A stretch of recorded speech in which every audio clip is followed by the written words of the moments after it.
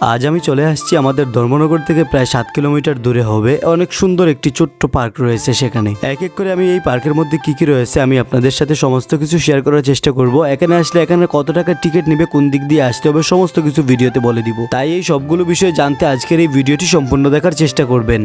Hello everyone, আসসালামু আলাইকুম, নমস্কার। সবাই কেমন আছেন? আশা করতেছি সবাই ভালো আছেন। আমরাও কিন্তু অনেক বেশি ভালো আছি, আর সেজন্যই তো আজকে ঘুরতে চলে আসছি। এবার ভিডিও শুরুতেই আমি আপনাদেরকে বলে দিব, আপনারা যারা এখানে আসতে চান, আপনারা যদি ধর্মনগর থেকে আসেন তাহলে অফিস টিল্লা থেকে আপনারা রাধাপুরের রাস্তায় আসতে পারেন। রাধাপুরের রাস্তায় এসে আপনি যে কাউকে বলতে পারেন চার মন্দিরের ওইখানে যাব, যে কেউ দেখিয়ে দিবে আপনাকে কোন দিক দিয়ে আসতে হবে। আর এখানে আসলে দেখতে পাবেন এই চার মন্দিরের পাশেই রয়েছে বেকুণ্ঠ ফ্যামিলি পার্ক। আর এদিকে দেখতে পাচ্ছেন আমরা চলে আসছি পার্কের ভিতরে আসার পর আপনার নাম ঠিকানা এখানে খাতায় লিখতে হবে, আর তার সাথে এখানে এন্ট্রি ফিস হচ্ছে 30 টাকা করে, সেটাও এখানে কিন্তু দিয়ে দিতে হবে। তো আমরা এখানে ভাই খাতাতে এন্ট্রি করে নিলাম, তার সাথে এখানে টাকাও দিয়ে দিলাম। এবার আমরা চলে যাইতেছি ফাইনালি পার্কের ভিতরে এসেই ভাই ফার্স্ট টাইম চলে গেলাম এই ছোট্ট করে পিক উঠার জন্য। এরপর চলে আসলাম এখানে ঝুলনা চড়ার জন্য। তো এখানে কিছু সময় ঝুলনা চড়ার পর এবার চলে আসলাম ভাই এই দিক দিয়ে। এখানে অনেক বড় একটি ফিশারি রয়েছে, আর এই ফিশারির উপর দিয়ে ছোট্ট করে একটি ওভারব্রিজের মতো করা হয়েছে। আর অ্যাকচুয়ালি ভাই একটা সত্য কথা বলি, এখানে দিনের বেলা এসে কিন্তু একদমই ভালো লাগতেছে না। তার কারণটা হচ্ছে এই পার্কটি আসলে খুব বেশি বড় না, আর এখানে দেখার মতো আসলে খুব বেশি কিছু নাই। তবে এখানে আসার কারণটা হচ্ছে এই পার্কটি নতুন হয়েছে, আর এখানকার একটি ভিডিও দেখেছিলাম, ওই ভিডিওটাতে কিন্তু অনেক বেশি ভালো লাগছিল, আর সেজন্যই কিন্তু আসলে এখানে আসা। ভিডিওটাতে ভালো লাগার কারণটা হচ্ছে ওই ভিডিওটা রাত্রের ছিল।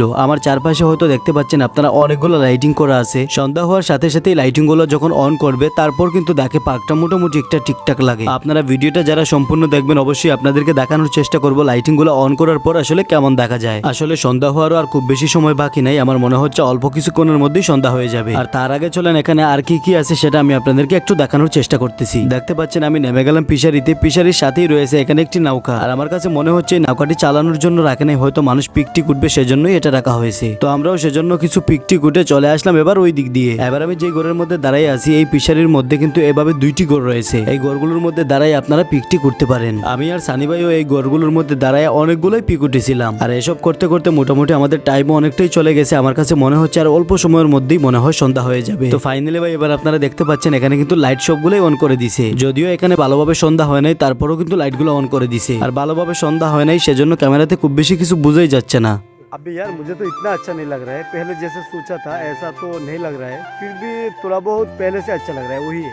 আচ্ছা এবার আমরা এখানে আরো কিছুক্ষণ ওয়েট করবো, আর তারপর দেখবো আসলে কেমন দেখা যায়। আর যেহেতু ভাই আমাদের এখানে আরো কিছুক্ষণ দাঁড়াইতে হবে সেজন্য সানি ভাইকে বললাম একটি রিল বানানোর জন্য। আর আজকের এই ভিডিওতে সানি ভাইকে তো খুব কমই দেখেছেন, সেজন্য এবার একটু ভালোভাবে দেখাচ্ছি। আর এবার যেহেতু ভাই মোটামুটি একটা সন্ধ্যা হয়ে গেছে সেজন্য আবারও চলে আসলাম ওই জায়গাটাতে।